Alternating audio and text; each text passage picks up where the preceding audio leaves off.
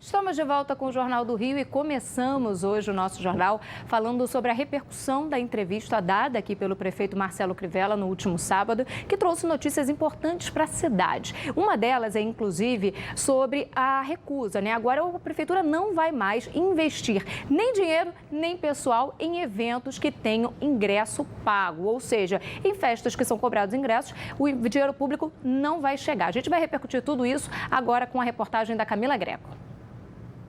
Contas em baixa, redução da arrecadação. É com foco na adequação do orçamento do município que o prefeito Marcelo Crivella anunciou durante entrevista ao Jornal do Rio a publicação de um decreto que proíbe órgãos públicos de prestar serviços em eventos privados, com venda de ingressos, mirando o carnaval. Vamos preservar o Réveillon e se o carnaval também da Intendente Magalhães, mas se houver cobrança de ingresso, a prefeitura não pode colocar recursos, seja por conlupe, seja por patrocínios, subsídios, seja pagando luz, seja botando guarda ou colocando milhares de médicos e enfermeiros, tem que ser por conta do organizador, como qualquer outro evento. Nas ruas, a medida divide opiniões. Muitas pessoas vêm para cá por causa do carnaval, o movimento do turismo, e a gente só tem a perder com isso, né? Eu acho certo de ele cortar, mas desde que ele invista em algo em benefício para o povo carioca. No último carnaval, o investimento da prefeitura foi de 12 milhões de reais, mas no futuro a ideia é privatizar o evento. Que viva das suas próprias pernas. E houve uma empresa de São Paulo que ofereceu, aliás, 100 milhões de reais pelo carnaval. 100 milhões de reais. Aliás, sequer respondeu. O prefeito citou outras medidas no Jornal do Rio, entre elas convênios com hotéis e igrejas, para que pessoas em situação de rua possam se abrigar nos dias frios. Nós estamos fazendo convênio com diversos hotéis no centro da cidade, e não só com hotéis, mas igrejas também. Nós queremos pagar a diária para essas pessoas poderem tomar um banho, receber um kit, sabonete, aparelho de barba, uma toalha limpa, e eles poderem tomar um banho e dormir. Acho interessante, apesar de que eu acho que a prefeitura deveria haver próprios abrigos para isso. Durante a entrevista, Marcelo Crivella também falou sobre o BRT e o fim da intervenção. Ele disse que será de responsabilidade do consórcio BRT consertar as estações e abrir as que estão fechadas. Além disso, Marcelo Crivella anunciou a compra de mais 150 ônibus e a manutenção de outros 90 veículos que estão parados nas garagens. Estamos assinando um acordo de leniência com Odebrecht, com Carioca Engenharia, com Andrade Gutierrez. Ali foi um horror. Muitas promessas que a gente vai cobrar aqui ao longo dos próximos meses no Jornal do Rio. E vamos continuar por aqui falando de promessa, a linha 4 do metrô, mais aquela estação da Gávea, na Zona Sul do Rio de Janeiro, que já está lá, precisa apenas ser concluída, e agora moradores da região fizeram um abaixo-assinado pedindo, que essas obras tenham fim, que sejam concluídas para, de fato, garantir a mobilidade por ali. O problema é que para fechar essa obra, para garantir o início da operação, aí é necessário um investimento de 700 milhões de reais. Aí tudo para. Em um dia, mais de 1.200 pessoas preencheram o formulário do abaixo-assinado pedindo a conclusão da obra da estação da Gávea. Agora, por exemplo, estou indo para Barra, meu irmão mora lá. Se tivesse metrô, teria ido iria de metrô com certeza, né? E vai como? Eu vou de carro. A estação faz parte do projeto da linha 4, que liga a Zona Sul à região da Barra da Tijuca, na Zona Oeste. A obra começou em 2010 e era para ficar pronta em 2014, antes da Copa do Mundo. Mas o que existe hoje é um canteiro fantasma, que virou alvo de mais um desdobramento da Lava Jato no Rio. No início do mês, o procurador Renan Miguel Saad foi preso por supostamente ter recebido R$1.200.000 de propina para autorizar a mudança no trajeto original de 1998. Que passaria pelo Jardim Botânico em vez de Ipanema e Leblon. A obra consumiu mais de 9,5 bilhões de reais. A retomada dos pagamentos para concluir a obra chegou a ser aprovada pelo Estado, mas foi suspensa de novo depois que a Justiça concluiu que seriam necessários mais 700 milhões de reais para terminar a estação. Enquanto o imbróglio se arrasta, a cratera foi enchida com água para evitar deslocamentos de terra. A preocupação, além do desperdício de dinheiro público, é que o abandono termine em tragédia. A prioridade é dar uma solução a esse problema, porque isso envolve, sobretudo, vidas humanas. O potencial de risco é enorme. Com a obra inacabada, o único metrô que passa na Gávea mais se parece com um ônibus. Estamos de volta com o Jornal do Rio e é hora de falar de combate à violência e temos acesso a números atualizados sobre a redução dos casos de homicídio aqui no Rio de Janeiro. São números históricos e a gente vai chamar o repórter César Cavalcante, que tem todos os detalhes para a gente. César, boa noite para você. Que redução é essa e qual é o impacto dela aqui no dia a dia? Oi, Thaís. Boa noite a você, boa noite a todos. Os homicídios dolosos, quando há intenção de matar, portanto, caíram 20% no primeiro semestre deste ano. Esses dados são do Instituto de Segurança Pública, não foram divulgados ainda, mas foram obtidos em primeira mão pelo diretor de jornalismo da Band Rio, Rodolfo Schneider. De acordo com esses dados, a gente teve, portanto, 2.080 homicídios entre janeiro e junho deste ano. No ano passado, foram quase 2.700. Então, a gente tem o menor índice da série histórica, que começou em 1991, para este período, um número positivo, portanto. Fica um pouquinho com a gente, porque para falar ainda de casos de homicídio aqui no Rio de Janeiro, tem o caso do pastor Anderson do Carmo, que era marido da Flor de Lis, deputada federal. Tem avanço nesse caso, nessas investigações? Qual o andamento em que está a Polícia Civil em relação a esse assunto? Tem novidade sim, Thaís. A Delegacia de Homicídios de Niterói e o Ministério Público consultaram o Supremo Tribunal Federal a respeito da atribuição na investigação deste caso. Eles querem saber se a deputada Flor de Lis, esposa de Anderson do Carmo, que foi assassinado há um mês, se haveria foro privilegiado. O caso corre sob segredo de justiça, então não dá para afirmar se ela também é alvo da investigação, mas há esse questionamento no STF. Foi há um mês a morte, de lá para cá o caso teve muitos momentos de polêmica e também é cercado de mistério. 9 dias depois do assassinato, a deputada deu uma entrevista coletiva em que disse que objetos pessoais do pastor tinham desaparecido, incluindo uma pulseira de ouro. Passou a circular recentemente, então, em redes sociais, uma foto em que ela está num culto da igreja dela, em São Gonçalo, na região metropolitana, usando essa pulseira. Em nota, a assessoria da parlamentar comunicou que foi feita uma rearrumação na casa dela, depois de uma enorme desordem em que ela ficou, e então a pulseira foi encontrada. Mas ainda, segundo a assessoria, nenhum outro objeto pessoal do pastor foi achado, incluindo o celular dele. Essa que é uma peça importante também neste caso, Thaís. César, só para ficar claro, para quem está em casa, os 2 filhos da parlamentar continuam presos, acusados de envolvimento com esse caso, né?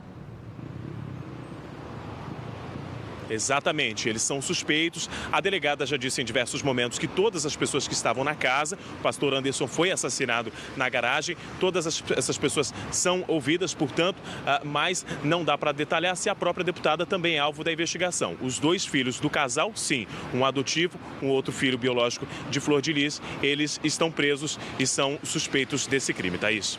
Valeu, César. Obrigado pelas suas informações. A gente volta a conversar ainda nessa edição com o César Cavalcante. Por aqui a gente segue falando sobre a situação dos ônibus no Rio de Janeiro, porque se teve redução em relação aos casos de assassinato, aos assaltos a ônibus, aí a situação é bem diferente. Quem vai contar sobre isso pra gente é o Thiago Carvalho. Eles vão para todos os lados e nos levam para quase todos os lugares. Fazem parte da rotina de grande parte dos cariocas. Fica até difícil evitá-los. Mas de um tempo para cá, quem embarca nessa viagem precisa tomar muito cuidado. Há cerca de um mês, o Matheus estava no BRT voltando do trabalho quando 4 assaltantes entraram no ônibus. Sem ter como reagir, perdeu tudo. Você fica meio pasmo, você fica meio parado, você não sabe muito bem o que você vai fazer. No final disso tudo, só fico prejuízo mesmo, né? Tava meu computador, minha carteira, minha mochila em si, material de estudo e meu relógio. A sensação de insegurança é comprovada pelos números do Instituto de Segurança Pública. Só nos primeiros 5 meses desse ano foram registrados mais de 7 mil roubos a coletivo. Se comparado com o mesmo período do ano passado, os roubos cresceram 18%. Mas a preocupação com o aumento dos assaltos não é só dos passageiros. Ele falou que é assalto, eu vou reagir. Pô, a gente não sabe se o cara tá armado ou não. Em nota, a FETranspor afirma que tem colaborado com a polícia nas investigações dos casos e que orienta os motoristas a registrarem boletins de ocorrência. A federação diz ainda que todos os 14 mil ônibus que circulam na região metropolitana estão equipados com sistema de monitoramento por GPS e com câmeras de segurança. As imagens são analisadas por equipes internas e ficam à disposição das autoridades. Mas mesmo com todas as precauções, o medo é constante. Não procuro não estar mexendo muito no telefone, porque às vezes ele vai pela janela e pega o telefone da nossa mão, entendeu? Nós temos que ficar sempre alerta. E olha, um grupo de corredores foi assaltado enquanto fazia uma trilha na Floresta da Tijuca. Esse crime aconteceu no domingo, mas as informações foram divulgadas hoje. Uma das vítimas, inclusive, tentou fugir, mas não conseguiu e foi agredida pelos criminosos que levaram todos os pertences dessas vítimas. Acompanhe agora a reportagem do César Cavalcante. O servidor público ficou ferido no pescoço e no joelho. Ele estava com 3 amigas fazendo a trilha que dá no Mirante do Excelsior, a 2 quilômetros da entrada do Parque Nacional da Floresta da Tijuca. Eles foram surpreendidos por um grupo de 10 bandidos. Eu tentei correr e fui agredido com um bastão de caminhada que o rapaz tirou da minha mochila. Eu também comecei a sangrar. E aí, ainda assim, tentei correr, mas assim que apareceu um rapaz com uma metralhadora, eu parei de correr e eles me derrubaram no chão. Tiraram quase tudo, fiquei de short, sem tênis, sem relógio. As vítimas ainda ficaram mais 10 minutos sob o poder dos criminosos. Elas só foram liberadas depois que os bandidos perceberam que não havia mais ninguém do grupo se aproximando. O homem e as 3 mulheres vieram pedir ajuda aqui na entrada do parque, onde encontraram um guarda. Ele disse que precisaria de reforço para ir atrás dos criminosos. Frequentadores do parque afirmam que falta policiamento lá dentro, sobretudo nas áreas mais afastadas. Aqui na primeira cachoeira, nessa primeira, você até vê ali um guarda municipal, mas mais lá para cima, não. Em janeiro, a Polícia Militar iniciou a Operação Paineiras para reforçar a segurança em pontos turísticos, incluindo as trilhas da floresta. A medida foi tomada depois que 40 turistas foram feitos reféns em um assalto num dos acessos ao Cristo Redentor. O caso com um grupo de amigos aconteceu no domingo, mas foi registrado hoje na delegacia da região. A Polícia Militar informou que o Parque Nacional da Floresta da Tijuca é uma área de competência federal e que faz o policiamento ostensivo através de rondas preventivas com o apoio de diferentes batalhões. Vamos dar um respiro? Depois de tanta notícia relacionada à violência, vamos falar de coisa boa, porque o AquaRio promove essa semana a Semana dos Tubarões, Shark Week. A ideia é tirar a fama de mal desse animal.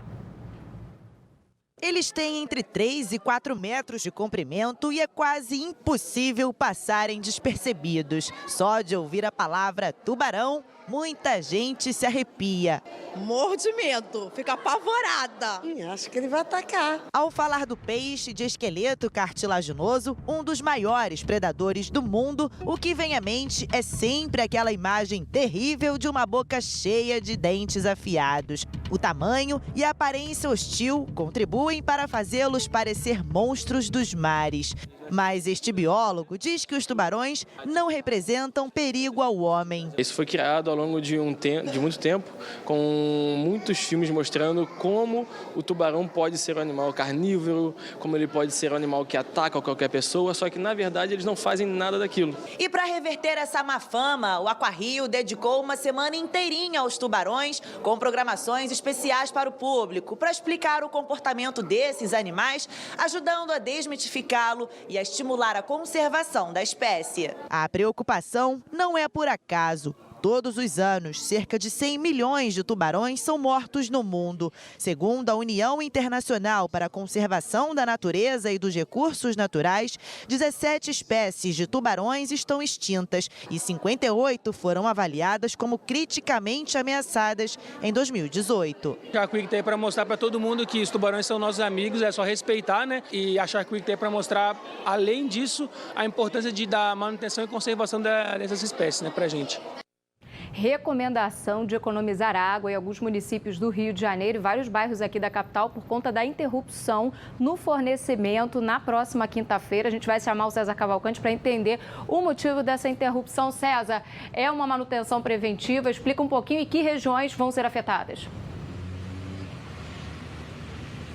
Pois é, Thaís. Então, atenção para os moradores de bairros da Zona Norte, Zona Oeste, Baixada Fluminense, região metropolitana e centro do Rio de Janeiro, porque a SEDAI vai interromper o fornecimento de água de Ribeirão das Lajes, em Piraí, e por isso pode faltar água nessas regiões a partir das 8 horas da manhã de quinta-feira. O serviço deve ser normalizado às 4 horas da tarde do mesmo dia. Essa interrupção é um pedido da Light para a manutenção da usina de Fontes. A relação completa com os bairros em que pode faltar água pode ser conferida no site bandnewsfmrio.com.br. Então, de começar a economizar. Agora, aproveitando que você está aqui conosco, César, vem frente fria por aí, com vento forte, chuva e ressaca. É isso mesmo? A partir de quando? Já está voltando, viu, a frente fria. A partir dessa noite mesmo, já começa a derrubar as temperaturas das próximas horas e pode trazer chuva de moderada a fraca. Os ventos também devem ficar até fortes aqui no Rio de Janeiro. Amanhã a máxima é de 25 graus, a mínima de 18, pode ter chuva, portanto. E há aviso de ressaca no mar, as ondas podendo chegar a 3 metros de altura. Essa frente fria que chega a partir das próximas horas e deve ficar mais uns dias aqui no Rio de Janeiro. Então, atenção, tirar o agasalho e o guarda-chuva que estão aí escondidos nesses últimos dias, né, Thaís? Milhões de peças. A Biblioteca Nacional recebe cada vez mais visitantes. E olha só que número impressionante. Só no primeiro semestre desse ano, 90% a mais de público. O Alexandre Tortoriello esteve por lá e vai mostrar um pouquinho dessas obras para a gente agora. Quantas pessoas não passam aqui em frente todos os dias sem ter ideia do que existe lá dentro? De verdade, nem sabia o que era. Com um acervo de 9,5 milhões de peças, a Biblioteca Nacional está entre as 10 maiores do mundo e oferece 7 visitas guiadas por dia, inclusive em espanhol e inglês. É muito curioso porque as pessoas passam, olham e dizem, é de graça? Pode entrar? Às vezes eles chegam e dizem, onde está a biblioteca? E o que tem de interessante para ser visto? Algumas raridades, como, por exemplo, o primeiro livro impresso do mundo e a primeira edição de Os Lusíadas, de Luís de Camões, um clássico da língua portuguesa. No primeiro semestre, a biblioteca recebeu 57 mil visitantes, 86% a mais do que nos 6 primeiros meses do ano passado. Gente que pega um pergaminho na mão, vê exemplares raros em microfilmes. Um dos objetivos é mostrar os tesouros da Biblioteca Nacional aos visitantes e fazer com que no futuro eles voltem com mais frequência e mais calma para consultar os livros. E quem sabe passar horas na sala de consulta, já que aqui os livros não podem sair do prédio. Nós queremos isso, é que conheça a biblioteca e conheça o seu valor. E parece que o trabalho vem dando resultados. Mesmo estudando história, esta foi a primeira vez de Leonardo aqui. Então pesquisar aqui vai ser minha casa aqui. E atraem também visitantes mais novos. Henrico não sabe ainda quando vai ser a próxima visita, mas o tema já está decidido. Eu gosto muito de dinossauros, então eu com certeza procuraria livros de dinossauros. E a gente encerra essa edição do Jornal do Rio com um espetáculo da natureza. Vamos ver aqui, 2 registros muito bacanas que mostram golfinhos nadando aqui pelo litoral do Rio de Janeiro. O primeiro deles foi flagrado e mais ou menos foram flagrados 500 golfinhos desfilando assim, em alto mar, ao lado de uma baleia jubarte. Esse espetáculo aconteceu na sexta-feira na praia de Copacabana, na Zona Sul. O vídeo foi feito por pesquisadores da Universidade do Estado do Rio de Janeiro. Já esse outro show de flagrante que você acompanha agora foi no sábado, quando um grupo de golfinhos passeava por Arraial do Cabo, na região dos Lagos. De acordo com os pesquisadores da UERJ, as baleias iam para a Bahia e os golfinhos se dividiram entre Ilha Grande e Arraial do Cabo. Com essas belas imagens, a gente fica por aqui com o Jornal do Rio. Uma boa noite para você. Eu te espero amanhã às 10 para as 7. Até lá.